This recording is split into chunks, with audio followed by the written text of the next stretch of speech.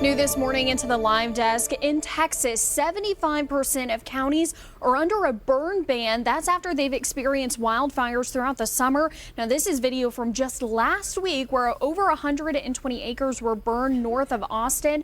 Now, Governor Greg Abbott of Texas is declaring a disaster because of those wildfires and the impact across the state. Now, here's a map of those counties. Now, 181 of the 254 counties are under a burn ban, so that means resources become available to help during those triple-digit numbers and heat, and that's what is fueling this fire. Now, fire officials for the state said in just the past 2 weeks, at least 8,500 acres have burned in wildfires across the state.